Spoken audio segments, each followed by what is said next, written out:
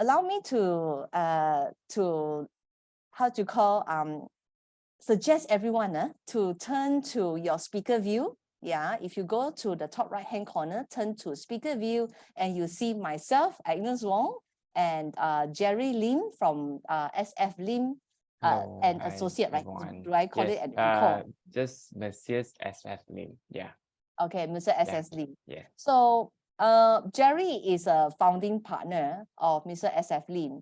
As a legal advisor appointed by various SMEs, Jerry has frequently advised SMEs on labor and as well as employment matters. His recent involvement include representing one of the Malaysia's largest bookstore in defending an industrial claim and representing an established security company in defending various wages claims as well. So his practice area includes employment advisory, employment litigation, as well as general corporate commercial advisory, as well as litigation. Just now, everyone, when we are doing the how do you call the beginning 10 minutes, you will realize that we were having a long list of bullet point of Mr. Lim. Yeah, Jerry, Yeah. I'll call him Jerry. So No Jerry, problem. over to you. Okay, so let me share my screen for the slide. Wait. So, okay. Okay, so this is my slide. First of all, thanks Agnes for the invitation and introduction. So let's get straight into it.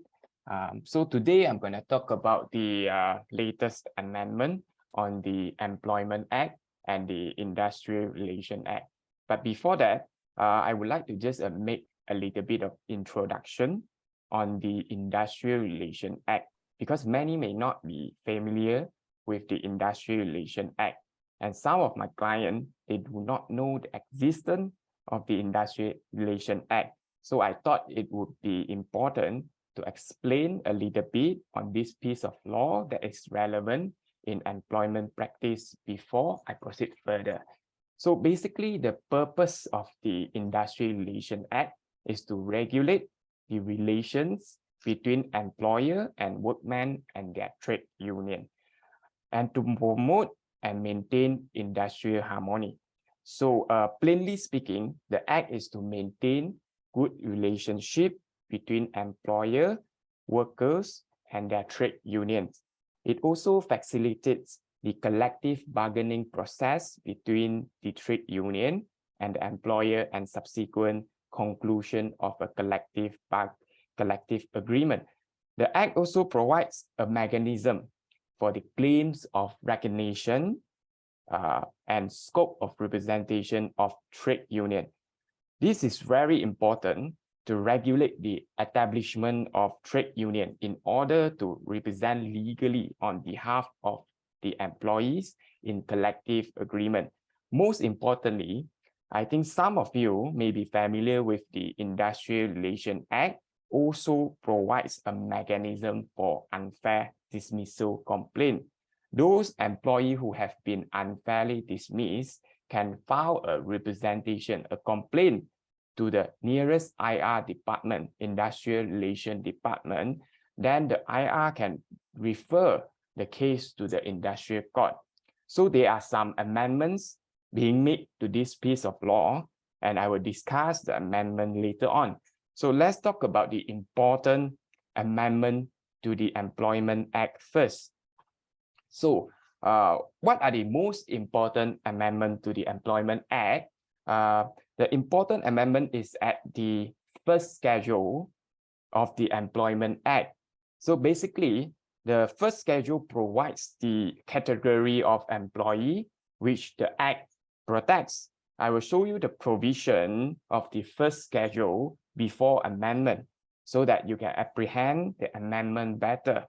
So under the previous law, there are only two main categories of employee which are protected under the Employment Act, which are those employees who earn 2K and below, irrespective of his occupation, and those employees who, irrespective of the amounts of wages, engage in manual labor, and those who is engaged in the operation or maintenance of any mechanically propelled vehicle, for example, driver, lorry driver, and those who supervises or oversees other employee engaged in manual labor.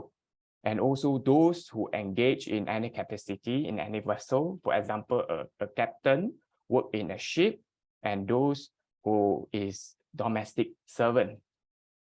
So this is the law before amendment, and I believe a lot of you are quite familiar with this, right?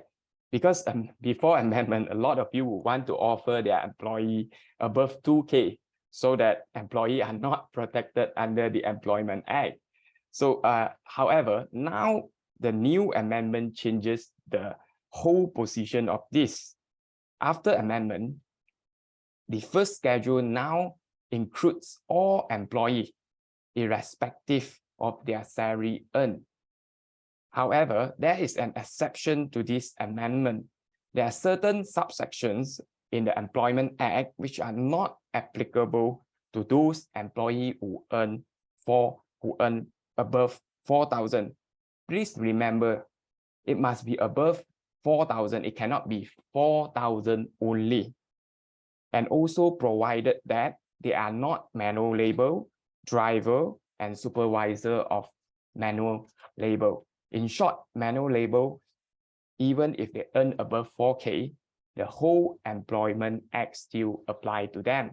So just now I mentioned the employee who earn more than 4K. Certain subsections of Employment Act do not apply. So let's look at the subsections. I have listed it down. So those sections that work on rest day, work in excess of normal hours, entitlements of allowance during shift work, work on holiday, terminations, layoff, and retirement benefits.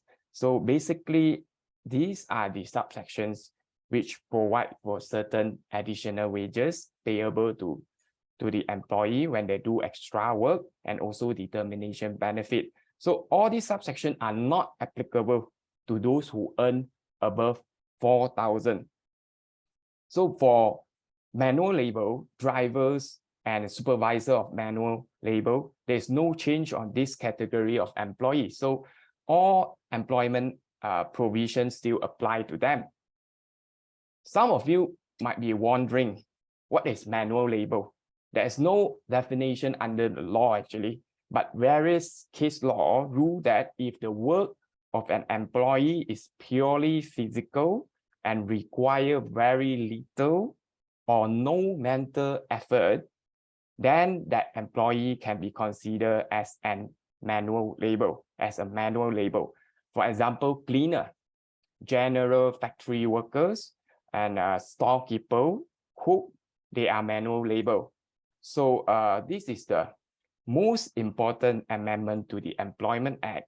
Let's go to the next amendment, which is the working hours. So there's amendment at section 60 capital A and section 60 capital C. So working hours of an employee who is engaged in shift work, the working hours has been reduced from 48 hours to 45 hours per week.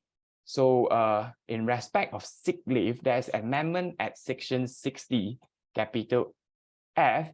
So previously, aggregate numbers of days of paid sick leave in a calendar year which an employee is entitled is 60 days, inclusive of any hospitalization. So now, sick leave and hospitalization leave are separated. So hence, employees are entitled to the following. Those who work less than 2 years, they are entitled to 60 days of hospitalization leave. In addition to that, they are entitled to 14 days of sick leave. So those employees who work 2 years to 5 years, they are entitled to 60 days of hospitalization leave. In addition to that, they're entitled to 18 days of sick leave.